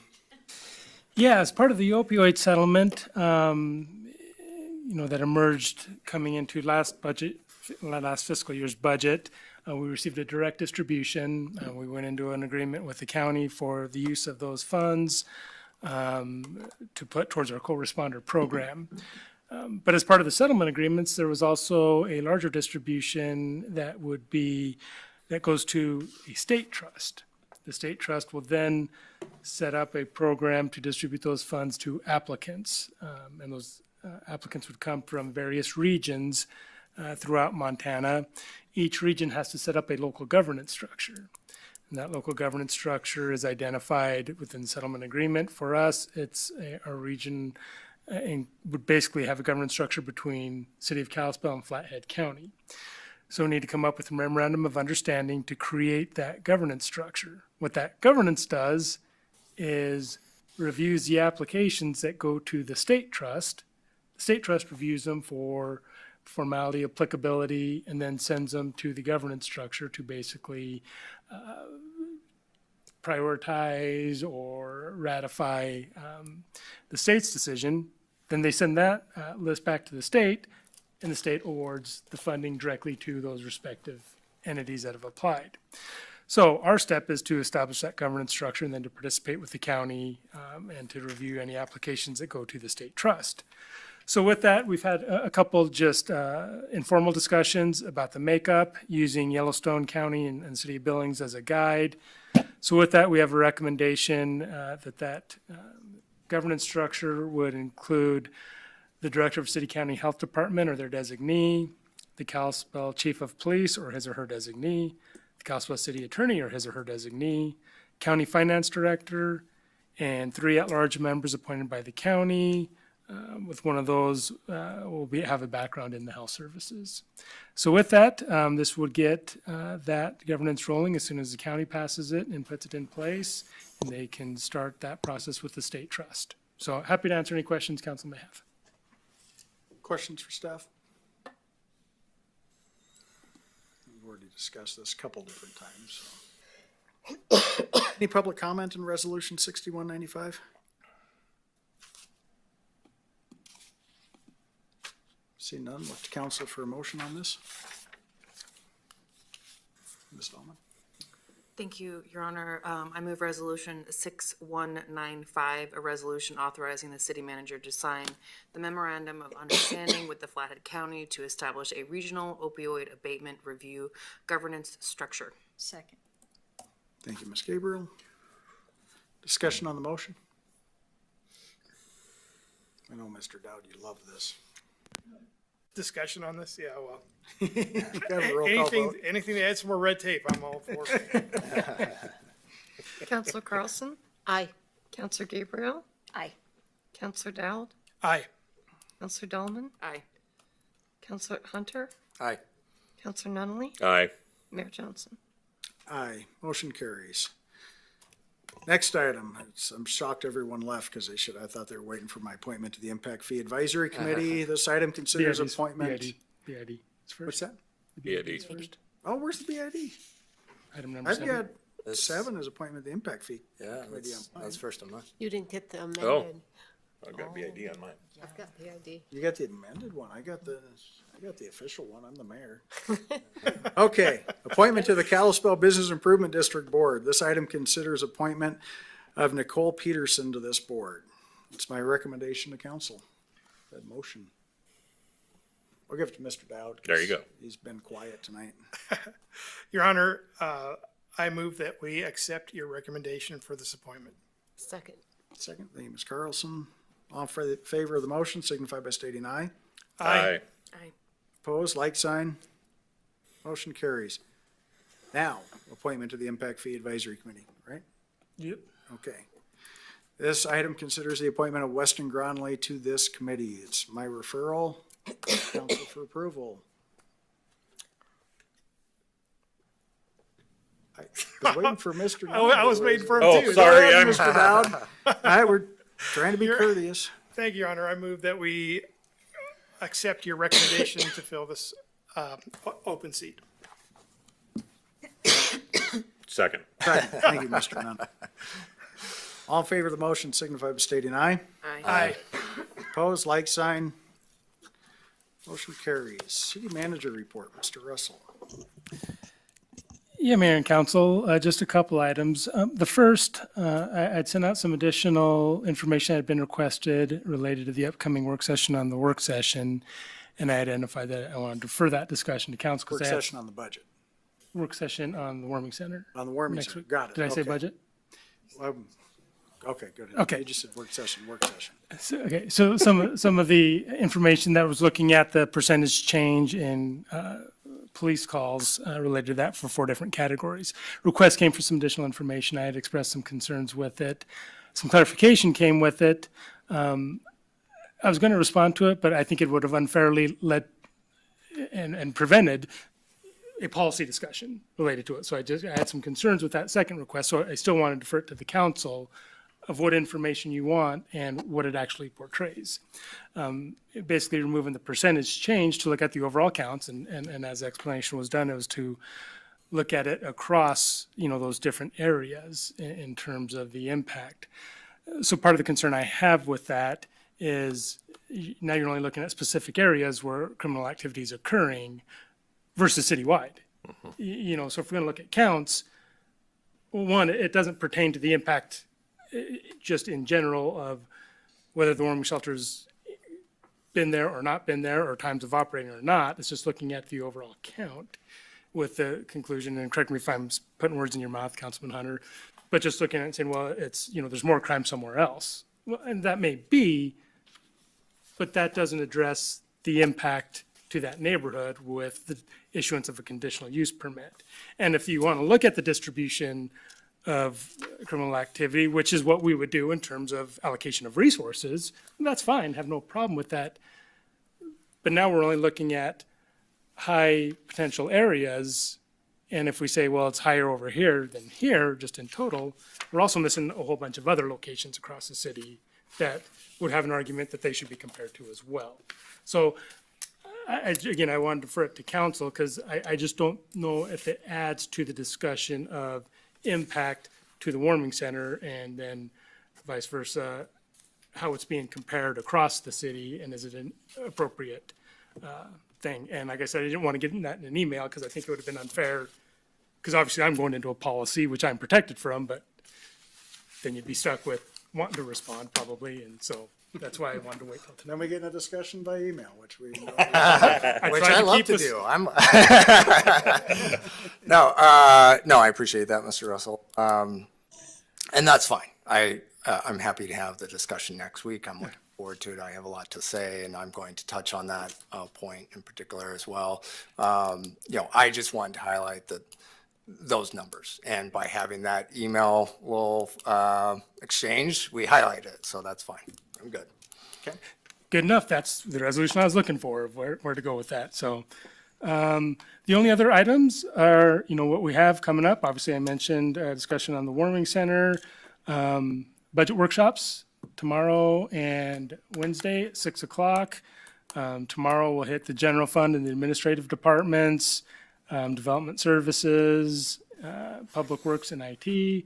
I'd anticipate just by looking at past and what we've already gone through with solid waste and street assessments and extensive in the water and sewer over these last couple of years, I would anticipate just a couple hours in terms of tomorrow night's component if you're looking at planning. But obviously that could get, we could get deep into conversation and go over things. So obviously no hold. I'm just trying to give people a general idea. And that's all I have, Your Honor. Okay. Thank you, Mr. Russell. Anything from council? I'm just gonna do what I normally do, roll around this way. I had a whole bunch of stuff to talk about tonight, but I'm going to skip it all and concentrate on the one thing that we do here on council that affects people the most is set the budget. And we have budget workshops over the next couple days, and there's going to be more to come. So if people really want to see how we look at the budget, how things are decided upon, these budget workshops are great things to sit in on or watch via Zoom now. I guess we have that ability. And I encourage the public to at least view it, if not take part in it, because this is the one thing that we do that makes the most impact on you. And you can actually see up here when we talk about each specific line item, how we are really trying not to pass along a tax increase. But, we have to look at reality too of what this inflationary system has done to us as well. So I really encourage you to be part of that conversation. Thank you, Mr. Dowd. Mr. Hunter? Thank you, Your Honor. A couple of things. First, I saw last week news that a mobile home park in Evergreen recently changed ownership, and the residents of that mobile home park all got an eviction notice. And so as we look to next week's meeting, where we talk about homeless impacts on our community, particularly around the Warning Center, and kind of some of the reasons for that, I want to highlight this instance as recent example A as to why we potentially will see impacts in terms of our homeless numbers and the homelessness in our community resulting from things like this, a mobile home park and all the residents being evicted, and that has real impact on our community. Second, I wanted to just respond to all the public comments this evening that we received regarding Valley Neighbors and the public comments we saw from public officials last week. I echo the vast majority of the comments we heard this evening and the things that were said. I do believe that as public officials, we have a certain obligation to get our facts right and make responsible public statements when we do. We all make mistakes. Certainly I have from time to time. I think what we saw last week was really irresponsible, full of assumptions and misinformation. And unfortunately, comments like that have a real impact on people. And we saw when the county commissioners had a statement last year regarding the homeless that I think generated some animosity in the community. I think something similar is happening here. And a few months after that statement last year, we had a homeless individual who was murdered. And I worry about our immigrant community following these statements. And I hope that we don't see any kind of violence or harm coming to our immigrants in the community as a result of those statements. And then, as we heard, Valley Neighbors has received a number of threats since those public statements have come out. And I know, at least initially, they reported it to Kalispell Police Department and the FBI, but they did not feel comfortable reporting it to the sheriff's office because they did not feel that the sheriff was an unbiased, neutral entity for their concerns in their community, which is really unfortunate.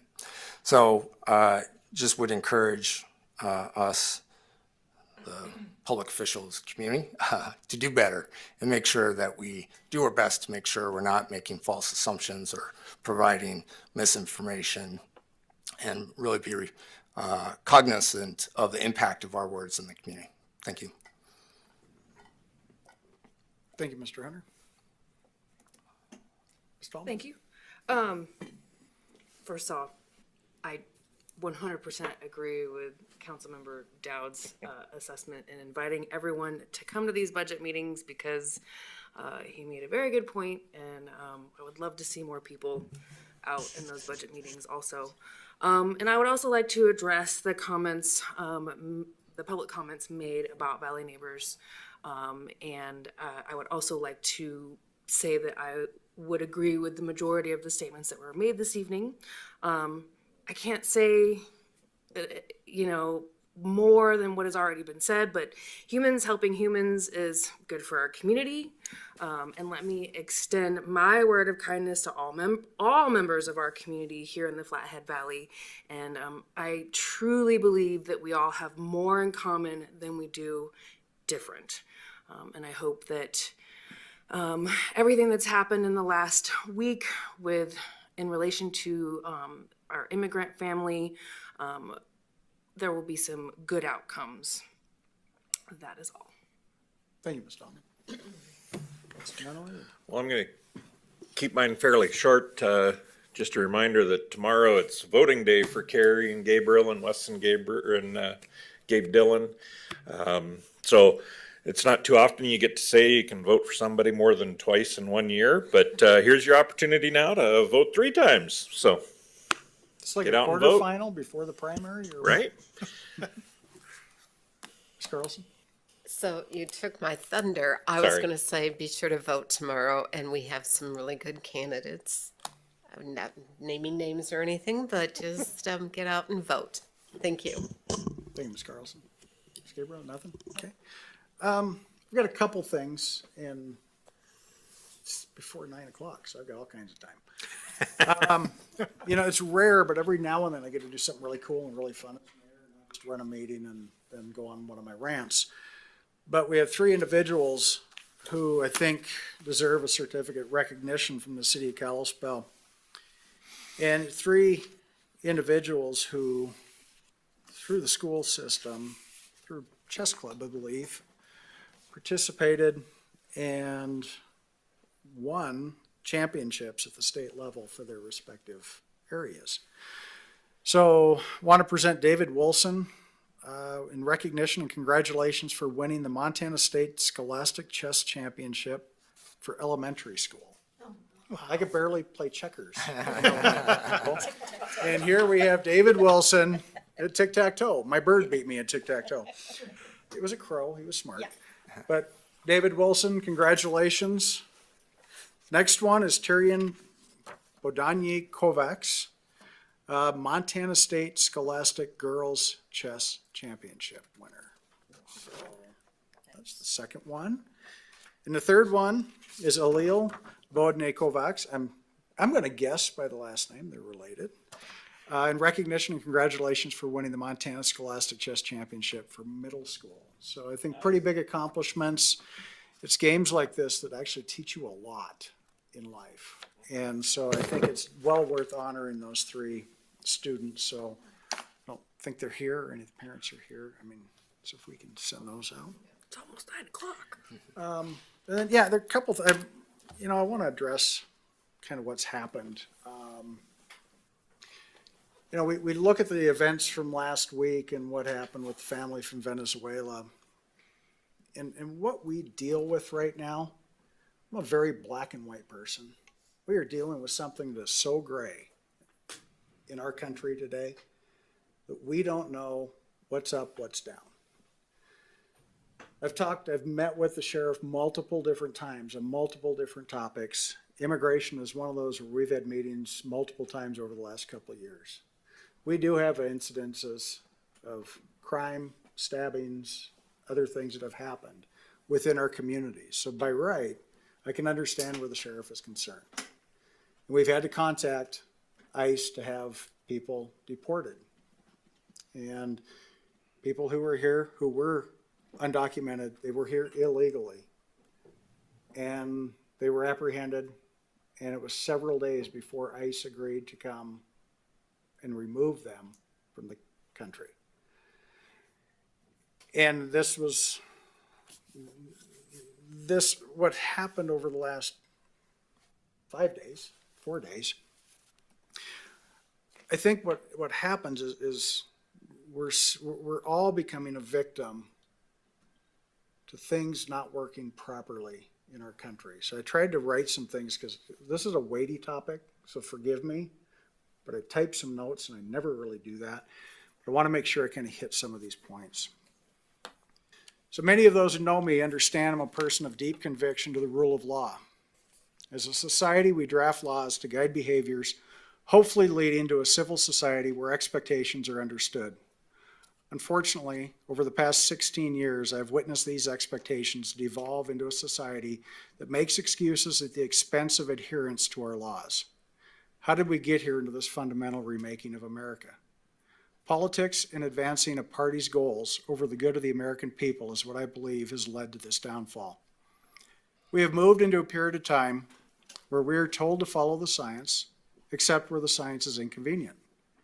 Remember, 2 weeks to flatten the curve became a lockdown that has resulted in a major reshuffling of America. We've seen the impact here locally because of that. Remember how canceling travel from the country that was the source of the coronavirus was deemed to be xenophobic, only to be proven this is where the virus came from. And that is the proper channel to stop the spread of a virus. Riots where people's businesses were destroyed and cities were burned was described as a peaceful protest. The doors to Congress were breached as we awaited the certification of a presidential election, and those who breached the doors were described as election deniers by some of the very people who denied the election results 4 years prior. Is there hypocrisy in any of this? Maybe. We have a local Republican Central Committee chair who decried the endorsement of Tim Sheehy after it was recommended by Senator Daines and other high-powered national figures that Tim should be the Senate candidate in Montana. This individual expressed that the will of the voters should be heard. I agree with that. But this person then moves forward and ignores the will of the people and endorses candidates on our very own local House seats. Is this hypocrisy for the advancement of an ideology? Was this just done for convenience when it was convenient to attack one, but convenient to promote another? We have a Senate candidate who is besmirched in political ads because he and his family have been successful in private enterprise and was able to purchase properties in Montana. What I take from this is being successful before you are an elected official must be bad. You should only show the wealth you acquire with the privilege you gain once you get elected to the House or the Senate, I guess. Are these screwed up principles? These are the things that we see day in and day out. I have the son of a president who failed to pay federal income taxes on years of income. The source of the income was a great discussion, but irregardless of the source, there was a large amount of income that was not taxed. And then we learned that the statute of limitations passed and he can't be tried for this crime. A crime that our very own Jerry O'Neill could have tried for the federal government and won. And he's not even an attorney. This is a no-brainer case similar to the case that resulted in Martha Stewart serving time. A case where this is a case where who you know is more important than what you know, I guess. Regarding the most recent event, we hear that the immigration laws are broken and need to be fixed. This is a job for Congress. I'd like to remind everyone that until those broken laws are fixed, they are still the law of the land and should be enforced until they are replaced. We do this at the local level, and I expect no less at the federal or state levels. I say this, and I'm sure we can agree that laws should be followed. I'm the father of 4 wonderful children my wife and I adopted internationally. So I'm not xenophobic, I'm not white supremacist, I'm not a nationalist, any of that. I have a multicultural family. We went through a long process to complete the adoptions, a process that was long and at times difficult, but we went through the process. I have ancestors who came to this country through the immigration process as well. The crux of the problem we have is the immigration laws and how they're being ignored with policy decisions at great cost. We've heard the mayors of many of the sanctuary cities express dismay at the costs associated with housing and caring for the millions who have crossed the borders in the past 4 years and ended up on their doorsteps. It's not inexpensive in those communities. It's not inexpensive in our community. And we can be greatly honored that we have nonprofits that help support those families who come here legally through the process.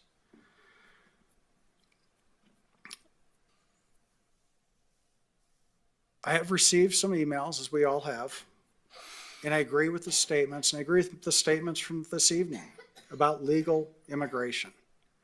The largest bulk of immigration in the past was through legal channels and a process.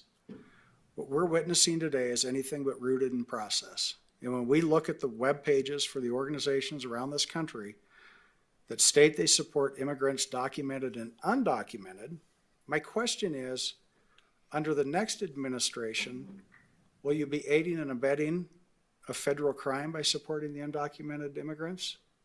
This is the trouble with having policies by administration and not laws being adhered to across administrations. You see, over the past several years of events have shown me, and us as a society, is we're no longer a nation of laws. Laws are selectively enforced depending on the political outcomes desired by the party or the people in control. We're suffering as a nation and no longer united. The hyphen is now what defines us as Americans. The great melting pot is broken, and we're no longer melding together to advance the great experiment called the Constitutional Republic. I can only hope what I've just said is not the opening for the obituary of the United States of America. If we lose law-based society at the local level, as it has been lost at the national level, we are all doomed. It pains me to have to say that. But as I watch what's happened over the last 4 years, last 8 years, and the last 16 years, we have devolved to this point where I dare say, as the mayor of Kalispell, I'm losing faith in the government above me. You've heard me say it at the state level many times. I'm losing faith at the national level. And now we as a community have to deal with the gray, and we get at each other's throats. When we all agree that people who come here make us better, come here through the process and the channels that are legal. Until we have that, as one person said, we don't know who we can trust. That is a sad statement. And with that, I'm going to leave you with that to think about.